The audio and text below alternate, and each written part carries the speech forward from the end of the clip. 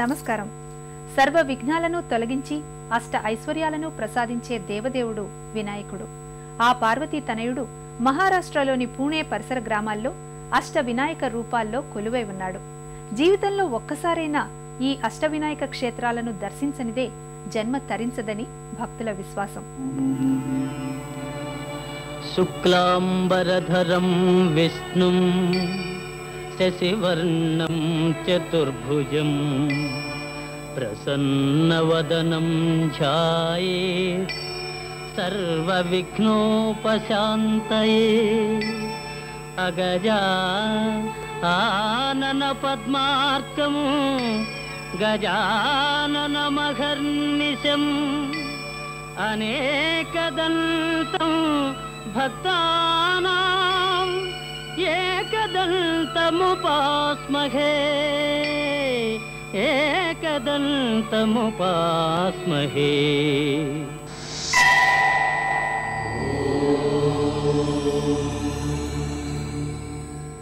అష్ట వినాయక క్షేత్రాల్లో మొదటిది మోరేగాం.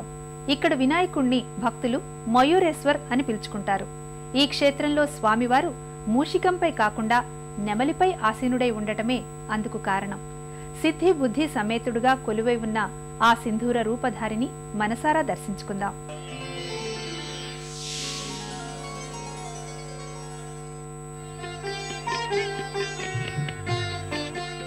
పూణే నగరానికి 56 కిలోమీటర్ల దూరంలో ప్రకృతి అందాల నడుమ కార్హా నదీ తీరాన కొలువైన క్షేత్రం మోరేగావ్. విఘ్నేశ్వరుడు ఇక్కడ మయూరేశ్వరుగా పూజలందుకుంటున్నాడు.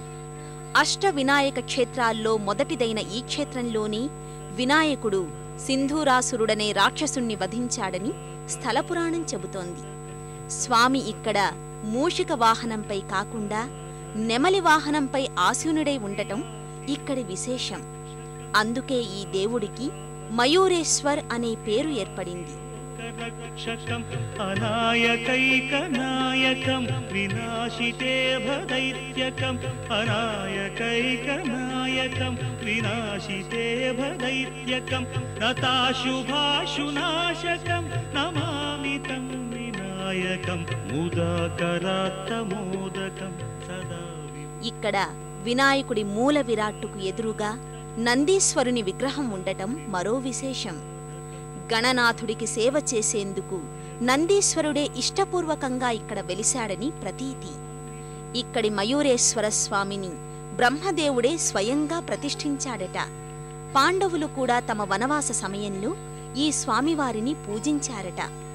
నిత్యం సింధూర ధారణ కనిపించే ఈ స్వామికి ఇరుపక్కల సిద్ధిబుద్ధి దేవతలు కూడా కొలువై ఉంటారు.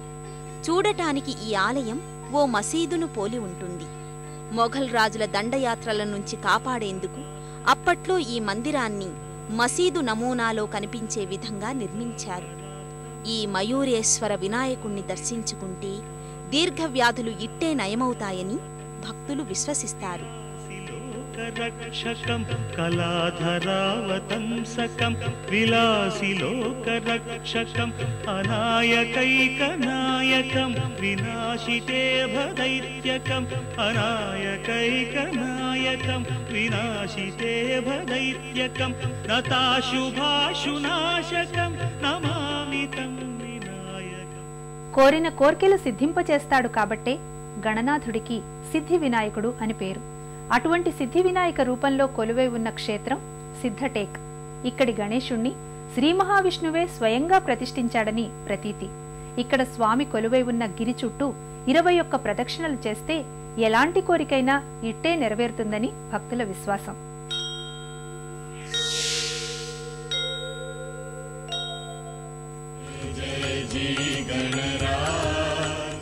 ఓ చిన్న పర్వతంపై కొలువై భక్తులకు అభయ ప్రదానం చేస్తున్నాడు సిద్ధటేక్లోని సిద్ధి వినాయకుడు.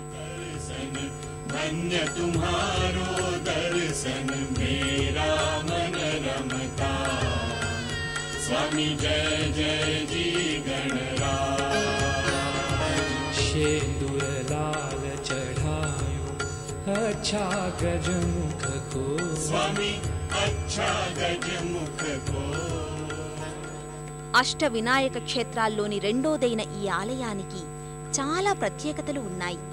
మిగతా ఆలయాల్లో స్వామివారి తొండం ఎడమవైపు తిరిగి ఉంటే ఇక్కడ మాత్రం కుడివైపు తిరిగి ఉంటుంది. కుడివైపు తొండం ఉన్న వినాయకుడు అత్యంత మహిమాన్వితుడని భక్తుల నమ్మిక. భీమా నదీ తీరంలో పూణే షోలాపూర్ మార్గంలో తారసపడుతుంది ఈ సిద్ధటేక్ క్షేత్రం. స్వామి ఆలయం ఉన్న ఈ చిన్న కొండ చుట్టూ పాదరక్షలు లేకుండా 21 సార్లు ప్రదక్షిణలు చేస్తే ఎంతటి కష్టతరమైన కోరికైనా శీఘ్రంగా నెరవేరుతుందని అంటారు. అయితే ఒక్కో ప్రదక్షిణను పూర్తి చేయడానికి అరగంటకు పైగా సమయం పడుతుంది.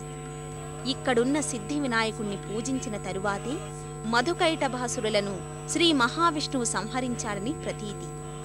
ఎంతో మంది మహర్షులు కూడా ఇక్కడ మోక్షసిద్ధిని పొందారు. అందుకే అష్టవినాయక క్షేత్రాల్లో సిద్ధటేక్కు అంతటి ప్రత్యేకత. अष्टौ सिद्धिदासी संकट को बरे, स्वामी संकट